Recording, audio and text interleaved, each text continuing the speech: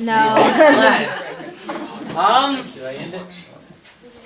You're not supposed to. I'm going to give a speech. I don't. I think.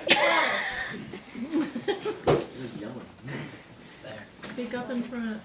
Oh, who was that? Yeah. Oh. Where'd you go, Devon? Oh, you're wearing makeup. You're wearing what? She's wearing makeup. I'm wearing makeup. Mariah's wearing makeup except for you. Shut up. Sorry. There we go.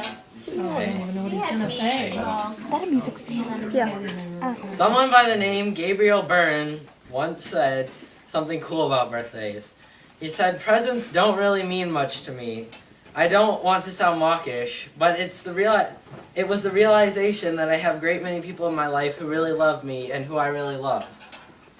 Well, when I began to think about ideas for this speech, I was recollecting on all the things that had happened to me, and I realized one person had always been there for me. Heck, I can't even get rid of her. My sister. Aww. That's you. Granted, she's really annoying most of the time. And publicly, I claim to hate her. Right back at you, brother. I really love her. And if you mess with her, I'll have to break your fingers. From making and most of the time eating mud pies in the backyard to just talking about school and studying geometry. My sister has always been there for me through thick and thin. When most people would have abandoned me, Lauren has always had my back. I've been told that I tried to get rid of her from the very beginning. Supposedly, I was a very selfish big brother who wanted all of Mom and Dad's love for myself. But now I've gotten to like her. You know, I'm also told that when my dad gave me my middle name, Alexander, he was thinking of Alexander the Great of Macedonia. I really don't think he was thinking that.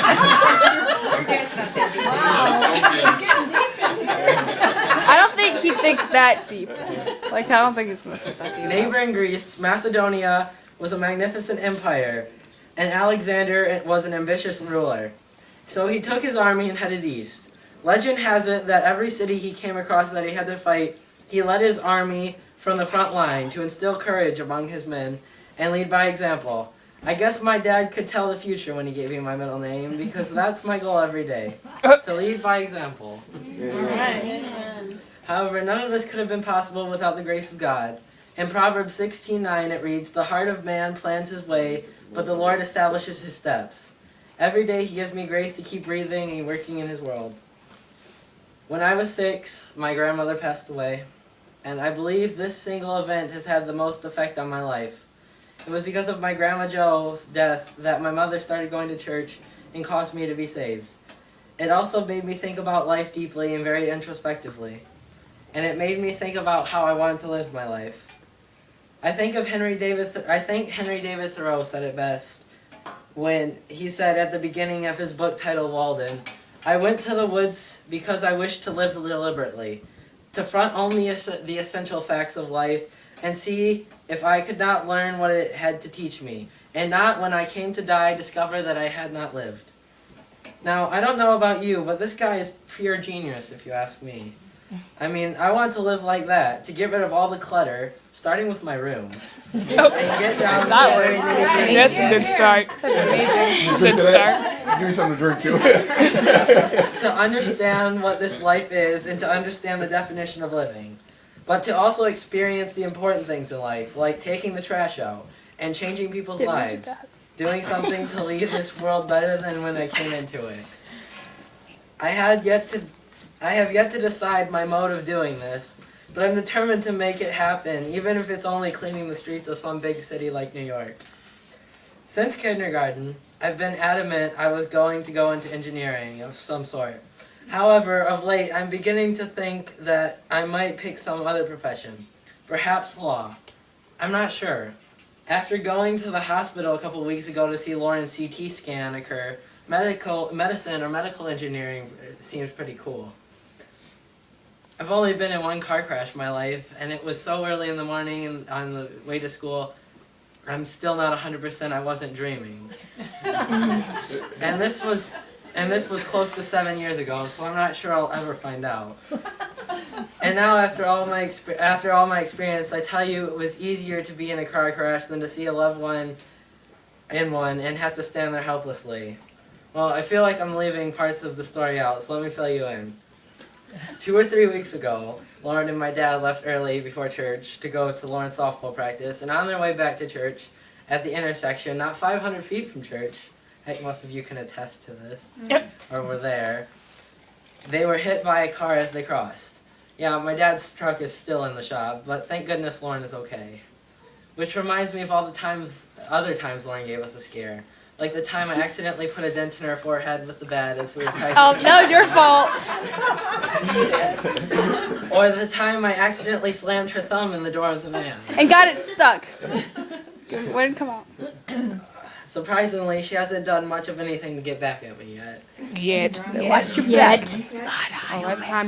As I was looking back at my life, as I was writing this, I realized that my family isn't much of a vacationing type. What with my dad running his own business and Lauren taking everyone's time up with her softball, we rarely have time to go anywhere. Except for the softball fields. But when we do, we sure know how to have a good time. While some families would be content to visit some grand city like Chicago or visiting the beach every summer, we seem determined to discover every inch of the Appalachian Mountains. That is true. Let me tell you, it is an amazing thing. It's amazing the things we see and experience, and the experiences we share. My favorite has got to be the Smoky Mountains. When you stand up on top of the mountain and you look out and all you see are the mountains rolling over the land as far as you can see. It's really quite breathtaking, but at the same time it makes you feel so small and insignificant. And I guess that's what you're supposed to feel in life. I mean, I guess as you go through life, that's what you discover. You discover that through all your experiences, you have the power to change the world, but at the same time, you're nothing in comparison to the big scheme of things. I mean, there's this total like battle in life, and you have the power to change things, but really in the end, what can you really do as an individual? And so now, I'd like to take this time to personally thank all of you for some of the wonderful memories. Like, thanks, Joe, for all the wonderful jokes. Harold for making me preach and telling funny stories about me. Thanks, Deb, for everything you do, making all that food at church. All that food. And Pat, thanks for all the food, and organizing the food, rearranging the food.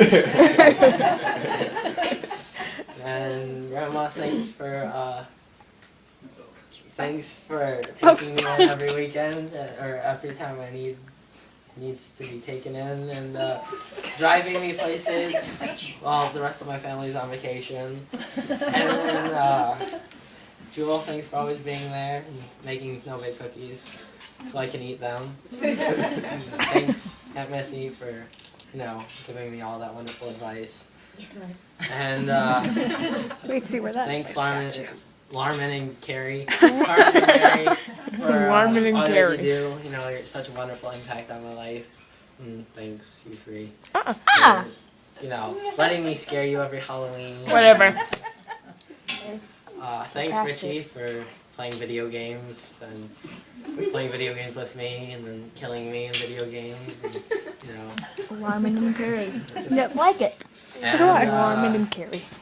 Thanks, Aunt Patty, for, taking me to putt-putt golf and feeding me food at your family reunion. And thanks, Grandpa Mike. Devon, What? it's all about food, huh? Yeah. That's all it's been about. Thanks, Grandpa Mike, for cooking those wonderful ribs. And let's see. Thanks, CJ, for practicing archery with me, and thanks, Kelly, for all the wonderful things you do.